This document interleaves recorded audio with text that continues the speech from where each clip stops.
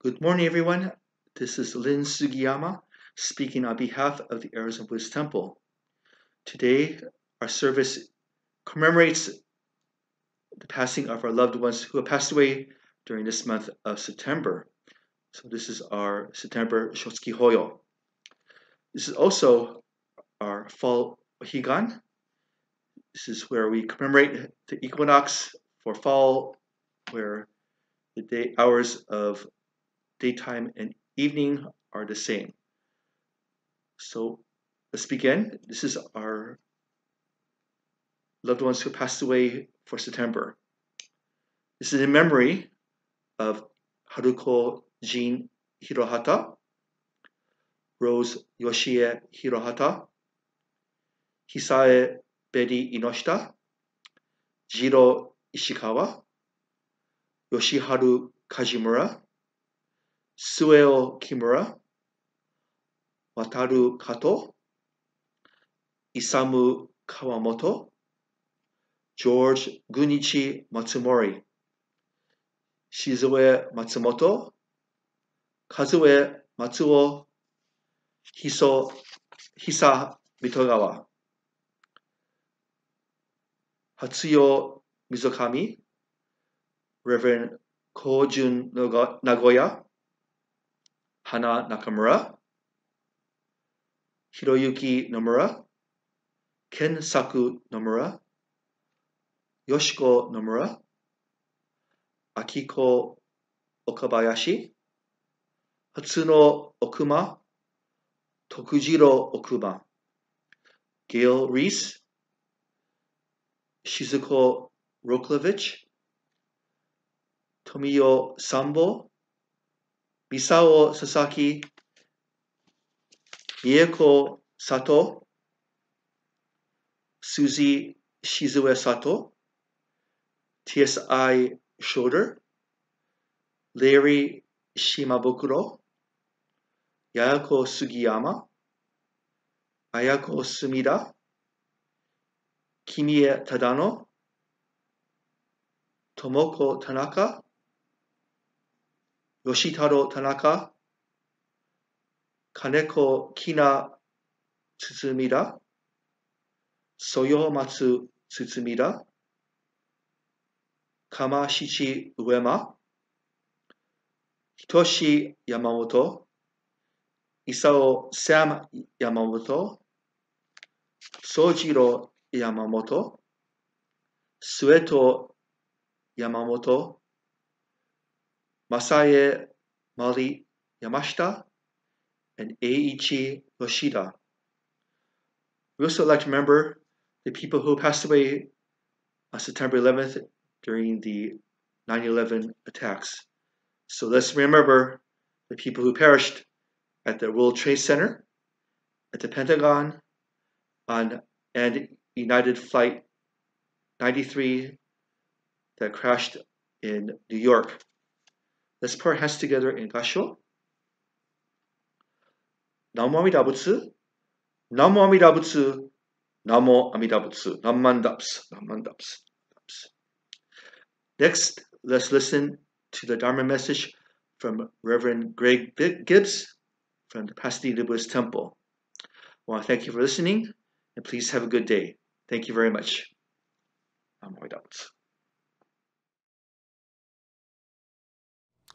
Good morning.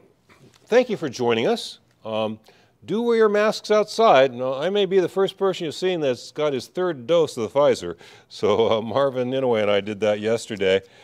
But when I go outside, I wear these babies for others' sake. Do be careful. However, I am here at the Pasadena Buddhist Temple recording this service, this actually Dharma talk, for the Arizona Buddhist Temple. And we're recording this for the Arizona Buddhist Temple's Shotsuki Hoyo service on this coming Sunday, November 12th. It'll also be your follow Higan, but I'm not going to address that much. We're going to look at Shotsuki Hoyo and one other thing. For those of you who are here to commemorate Shotsuki Hoyo, the coming of the exact month in which someone close to you has passed away, I offer you my sincere condolences. The loss of those we love through death is the harshest challenge we face in this life. Death is the great equalizer, and one day it will come to us all equally. Now, when I wrote that sentence, death is the great equalizer, and it will come to us all equally one day, I was reminded of an old blues song. Now, it's true that almost everything reminds me of some old song, but I was reminded of the song that I heard in the Fresno State College Student Union Lounge in 1969, and it was a request because he forgot to play it, even though it's his most famous song, and it was Mississippi Fred McDowell, who was a very charming guy, no ego at all. I'd seen Lightning Hopkins the week before. Lightning Hopkins had an ego, but Fred McDowell did not. He was just the most humble little guy in the world, the sweetest guy in the world. And the song that he had to be asked to play after he finished, because he didn't play it in his set, was "You Got to Move." Now, that song by Fred McDowell is famous because it tells a universal truth. It's true on a kind of a theist suppositions, on Christian suppositions. It tells the truth, which is really a universal truth. And that truth is that you may be high, you may be low, you may be rich, you may be poor, but when the Lord gets ready, you got to move. Now, I might, for me, I guess it would be when Mother Earth gets ready, you got to move. Or when causes and conditions come together, you got to move.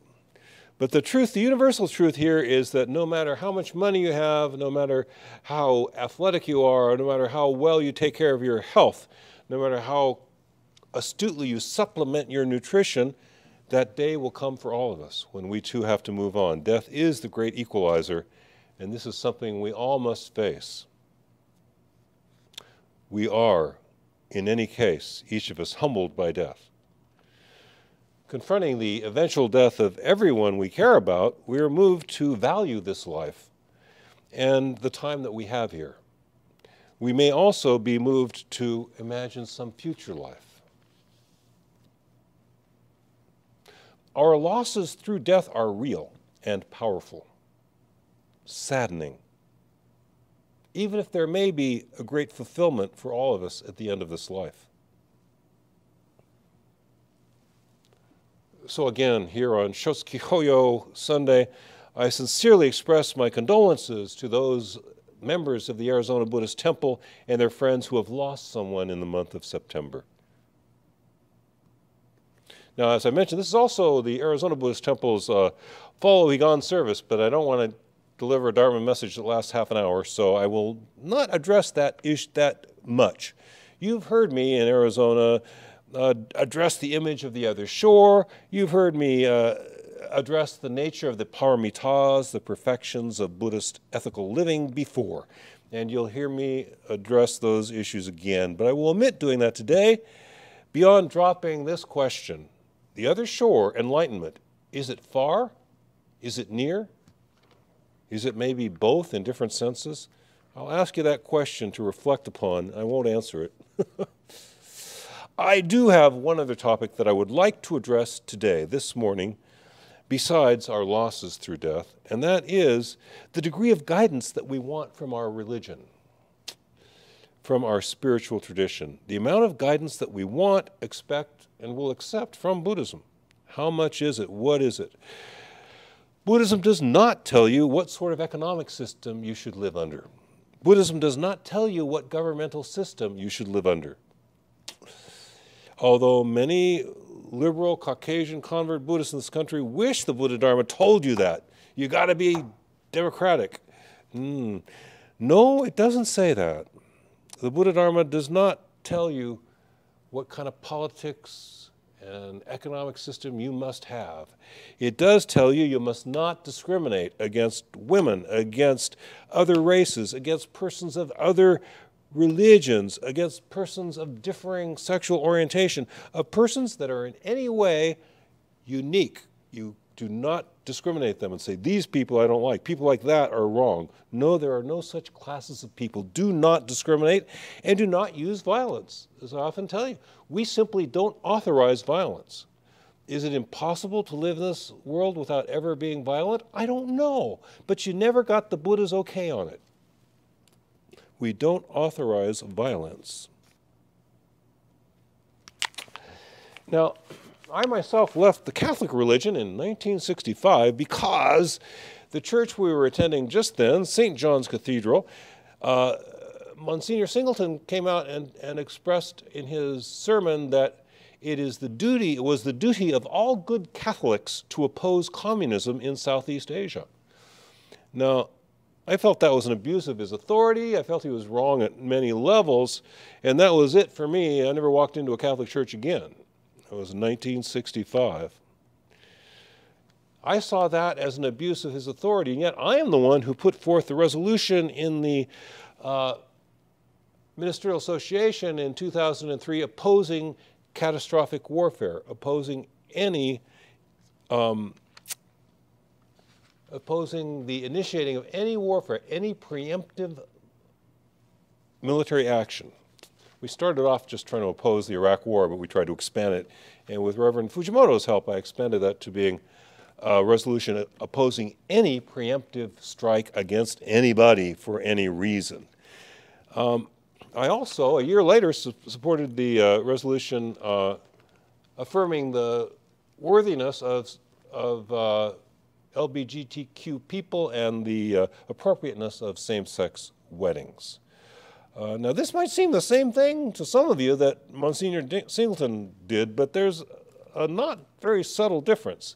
And the difference is that what I did in 2003 and 2004 was to give advice as what I saw as true according to the Buddha Dharma. And my colleagues agreed with me in large part.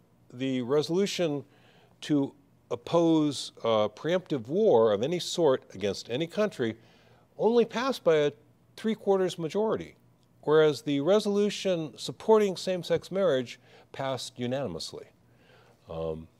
So this unanimous advice from the ministers on honoring LGBTQ people and holding same-sex marriages, not all of us agree with me that we just cannot start wars, even though it certainly seems to be the Buddhist teaching. But the point is here that we do give you advice, but we don't tell you what you must do. Ministers tell you how we understand the Dharma as applying to specific social issues such as warfare, same-sex marriage.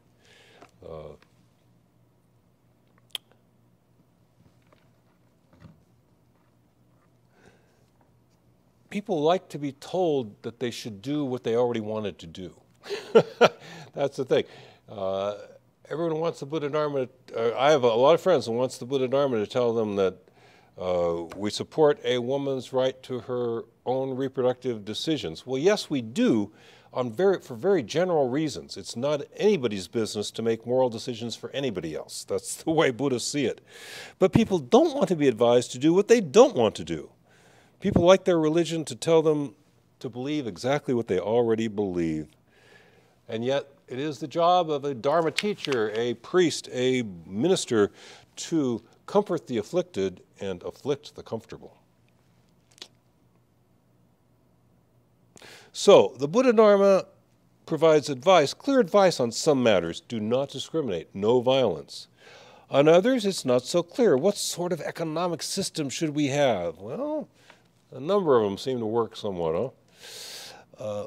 We must draw from other sources for many of our decisions. So when a friend of mine asked me about the Texas anti-abortion proposals, I just say, it's unconstitutional. As an American, I oppose it as unconstitutional.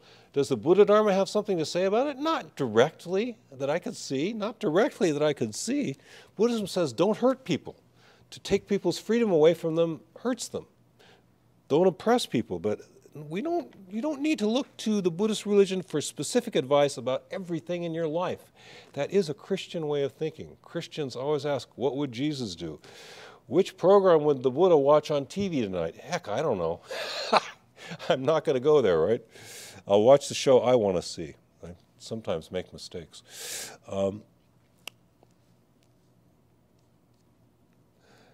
Buddhists can't give you advice on everything from the Dharma, but we can, again, tell you that we do not authorize any sort of violence at any time. We do not authorize discrimination of any sort at any time.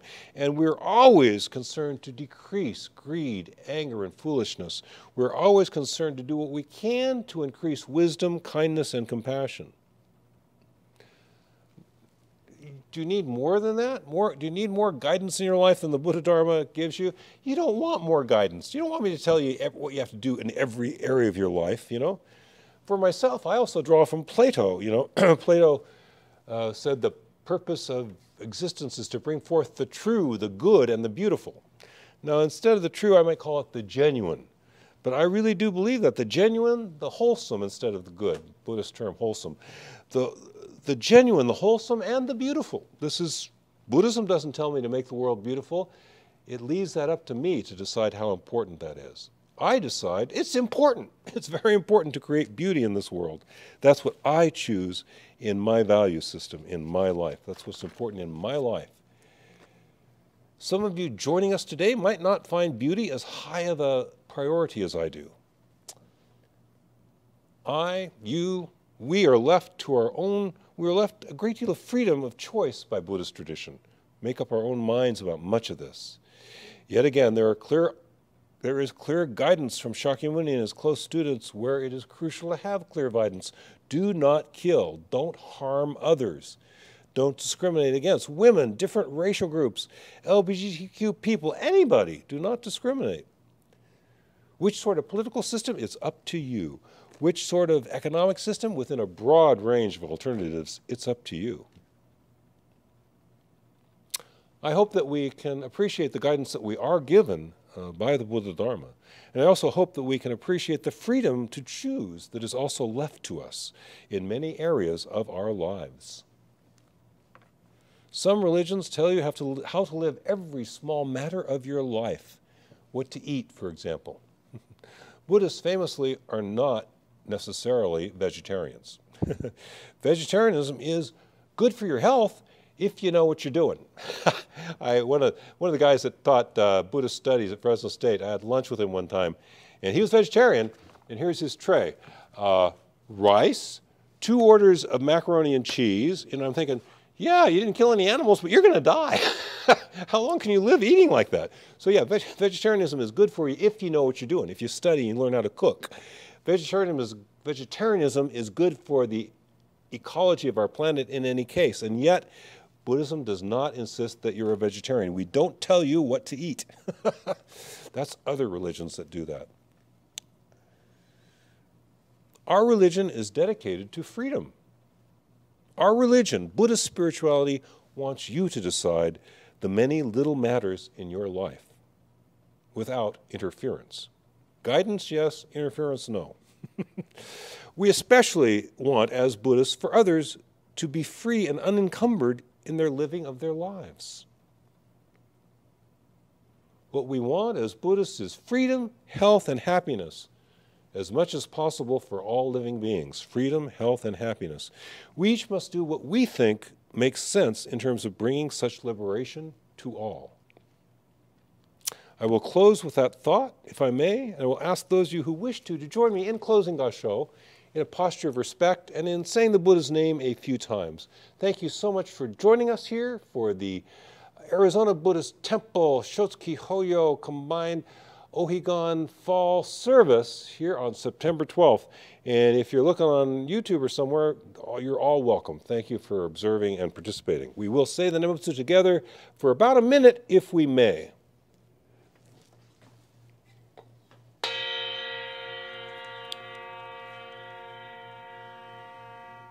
We rely upon the source of limitless wisdom and endless life.